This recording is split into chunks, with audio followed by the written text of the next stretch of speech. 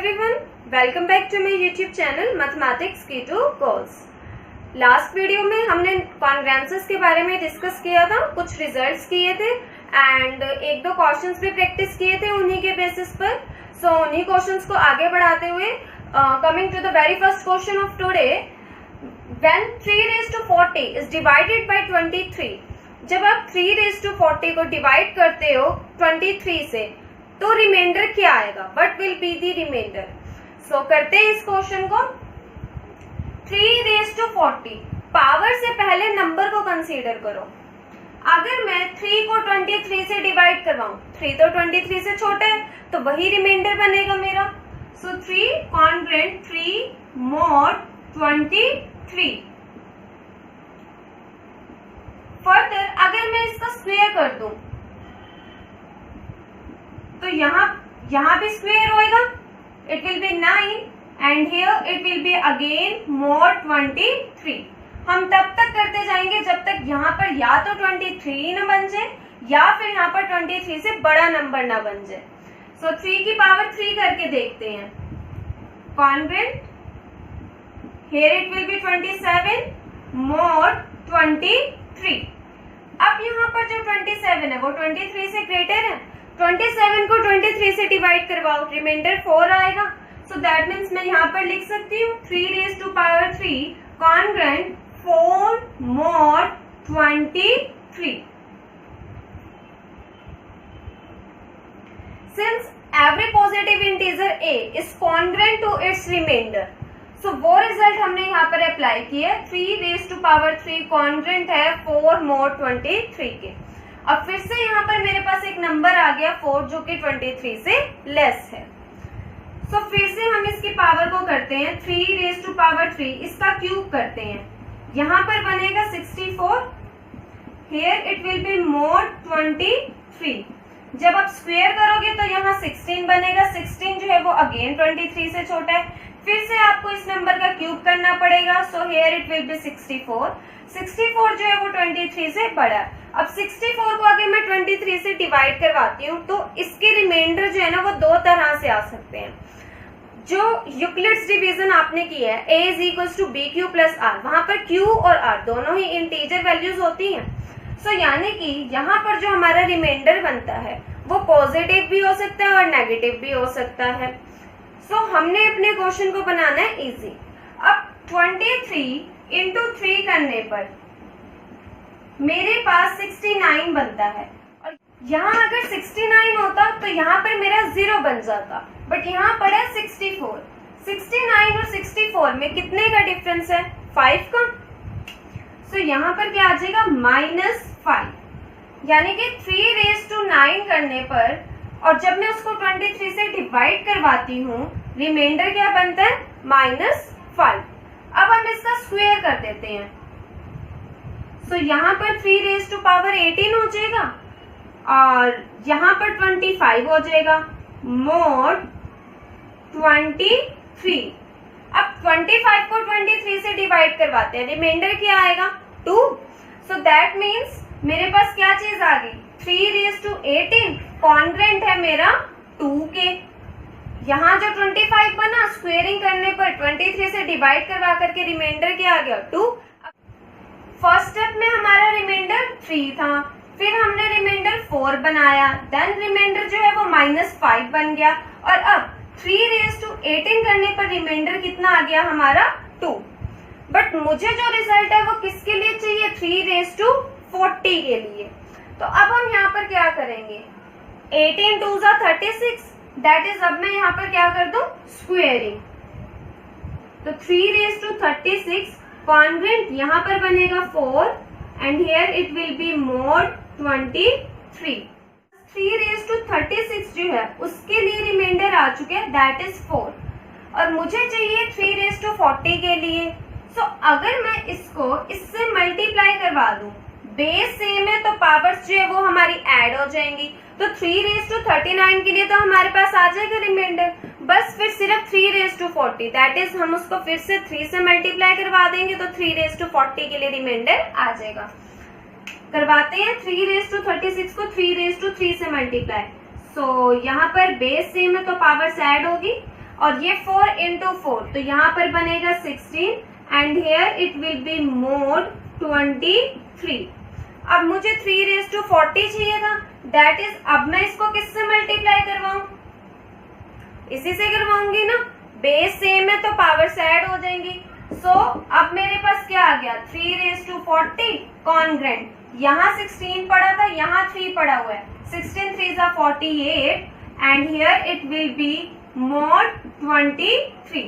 48 को 23 से डिवाइड करवाओ तो हमारे पास आ जाएगा रिमाइंडर 2।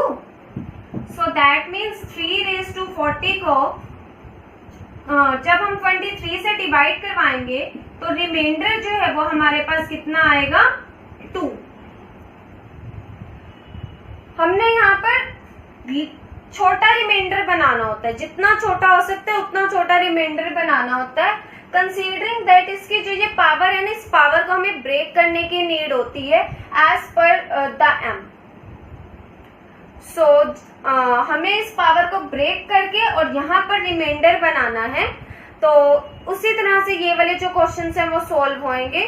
इस तरह से आपको कोई भी नंबर की कितनी मर्जी पावर दे दी जाए तो उसको किसी भी नंबर से डिवाइड करवाने पर आप उसका रिमाइंडर फाइंड आउट कर सकते हो अप्लाइंग द मेथड ऑफ कॉन्ग्रुएंसेस। इसी तरह से नेक्स्ट क्वेश्चन पर चलते हैं।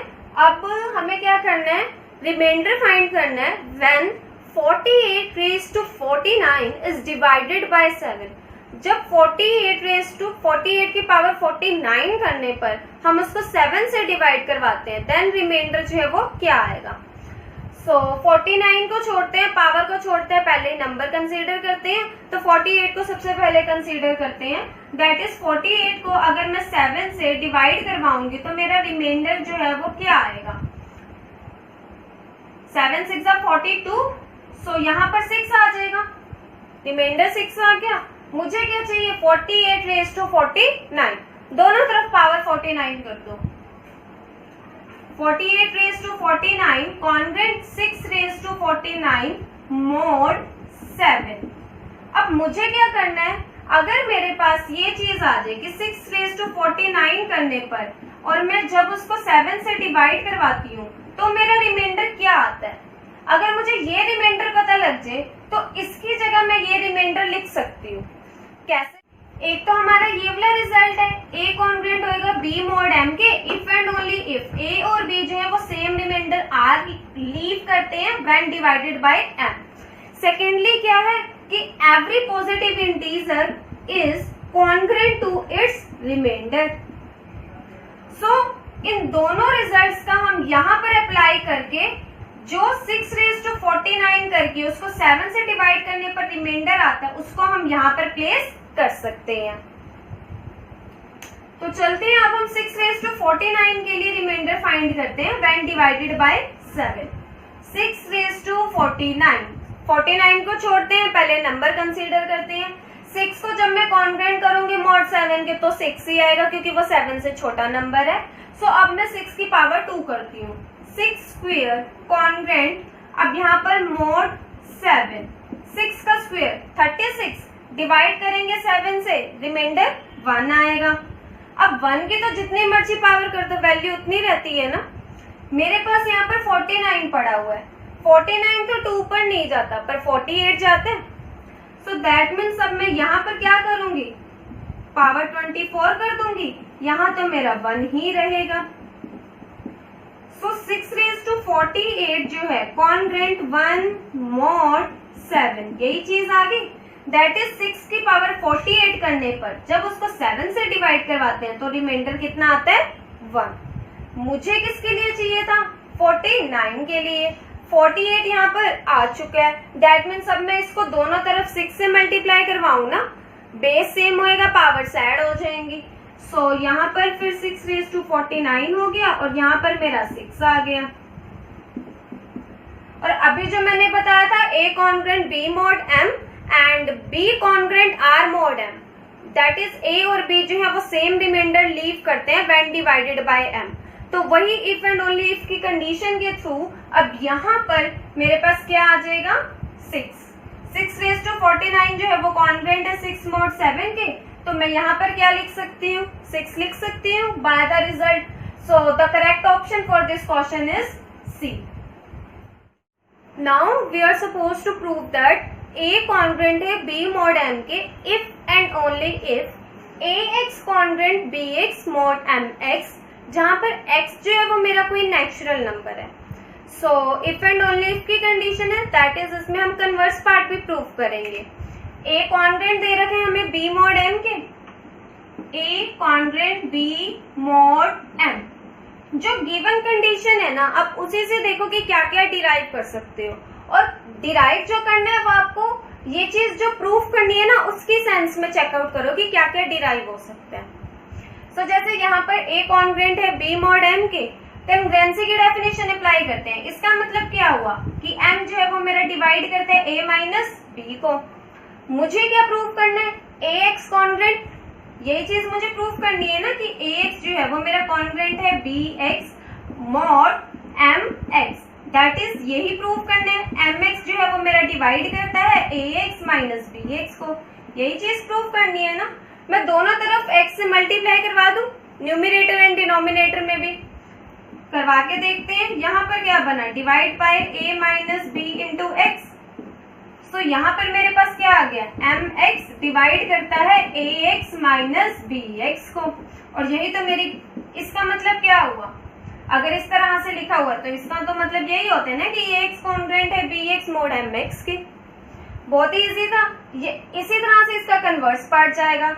अब कन्वर्सली के लिए क्या है कि हम उल्टा सपोज करके चलेंगे.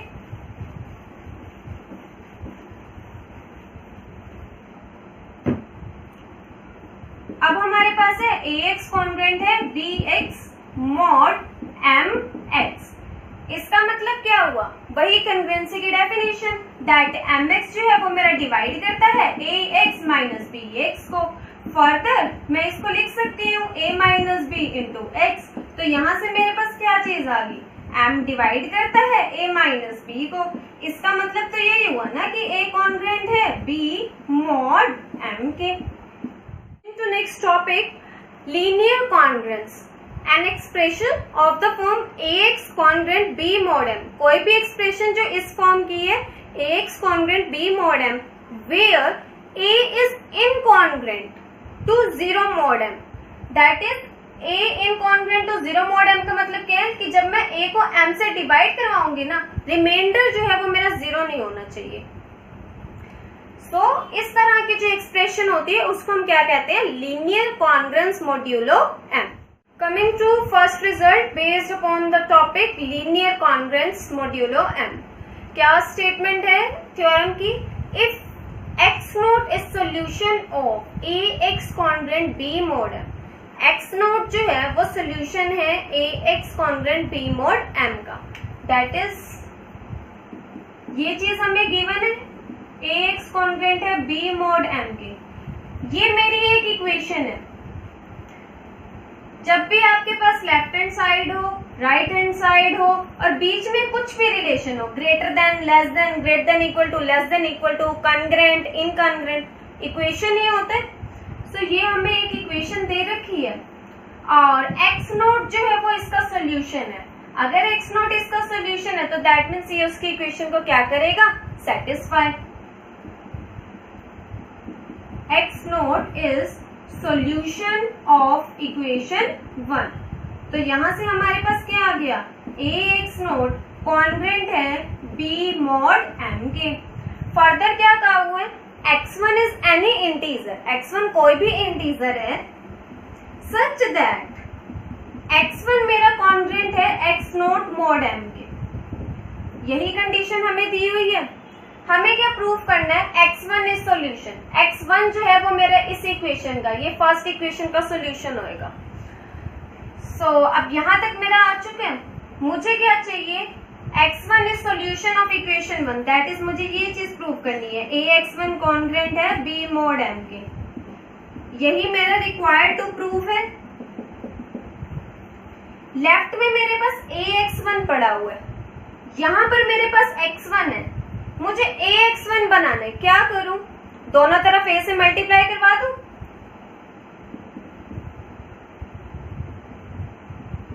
दोनों तरफ A से मल्टीप्लाई करवाते हैं. AX1 congruent ax not mod m। Second equation में ax नॉट जो है वो किसके कॉन्ग्रेंट है, b mod m के। और थर्ड इक्वेशन में ax1 कॉन्ग्रेंट है ax नॉट mod m के। So by 2 and 3 second and third equation के थ्रू आपका जो प्रूफ है वो हो चुका है।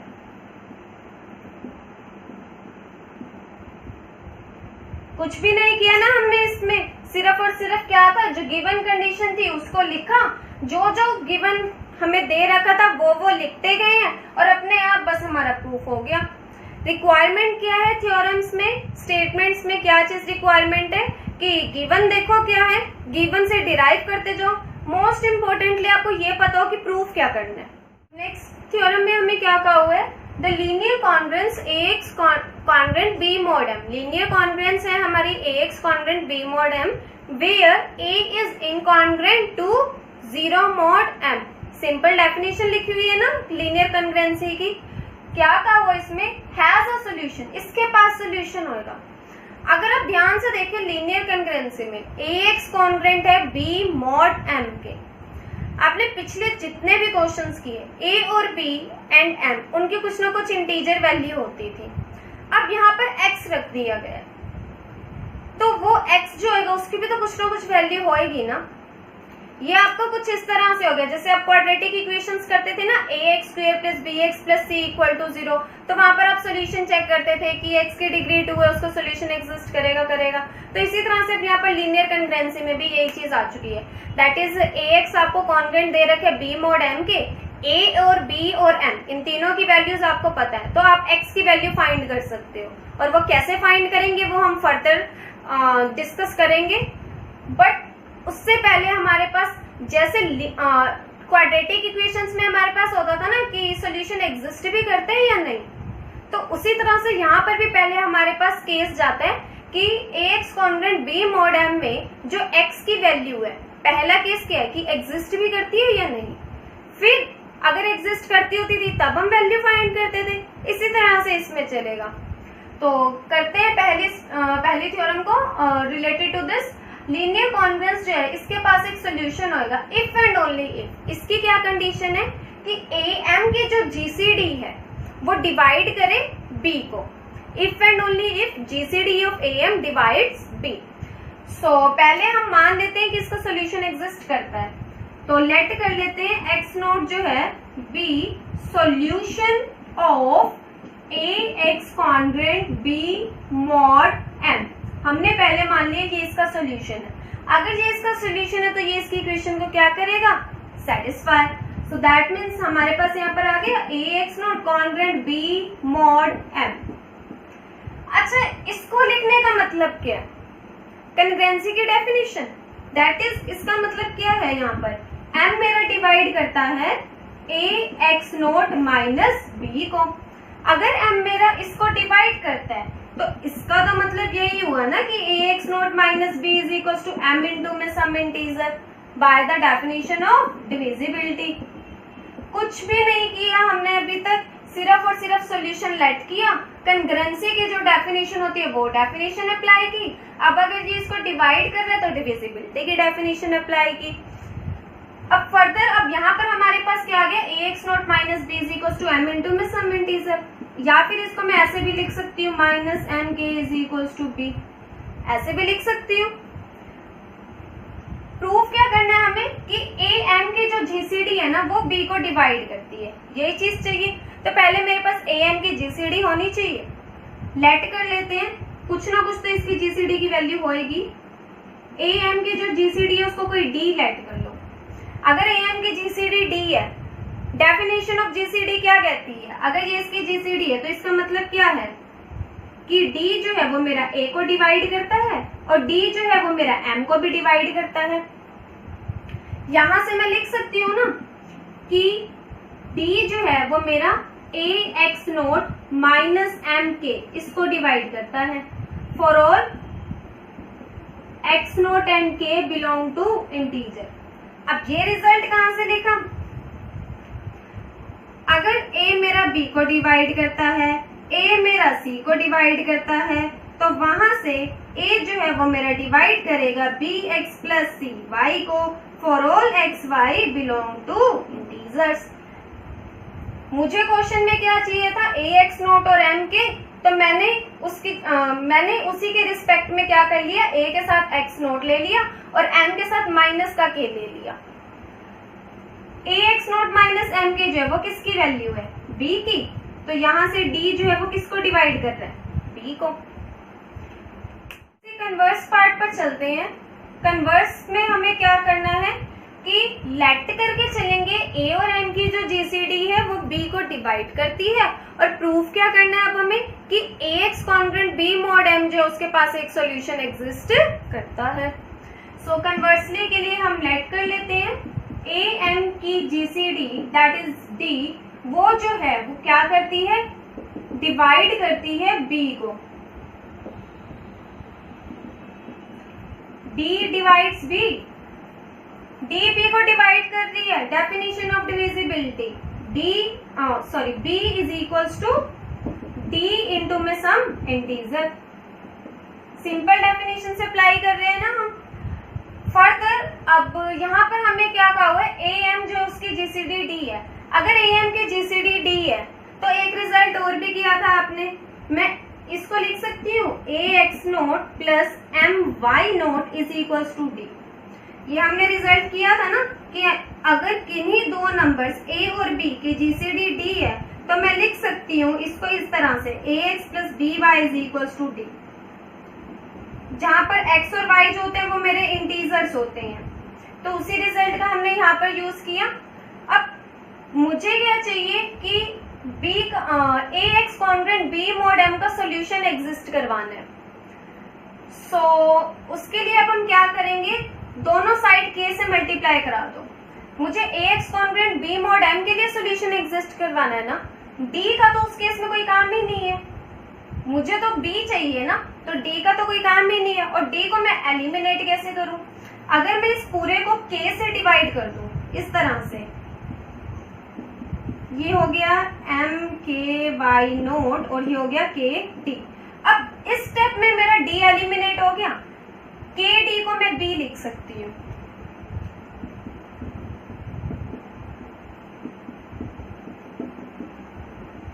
यहां से मैं फर्दर क्या लिख सकती हूँ, a k x naught minus b is equals to m k y naught. So a into में k x naught minus b is equals to m into में कोई k डैश ले लेते हैं, जहां पर k डैश जो है उसकी वैल्यू है k y नोट, और ये दोनों ही इंटीजर्स का प्रोडक्ट पड़ा हुआ है तो ये इटसेल्फ भी एक इंटीजर है। सो अगर आप ध्यान दें तो a इंटू के x naught minus B is equals to m into में सम इंटीजर। अगर इस तरह से पढ़ा है तो इसका मतलब तो यही हुआ ना कि m जो है वो डिवाइड करता है a के एक्स नोट माइनस बी को। तो यहां से हमारे पास क्या चीज आ जाएगी फर्दर,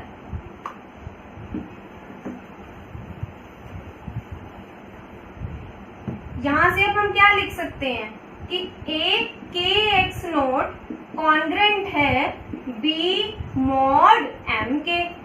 ये तो मेरी कंग्रुएंसी की ही डेफिनेशन होती है ना। तो यहां से क्या चीज आ गई कि के एक्स नोट जो है वो मेरा सॉल्यूशन है for a x congruent b mod m। यही चीज हमें प्रूव करनी थी ना।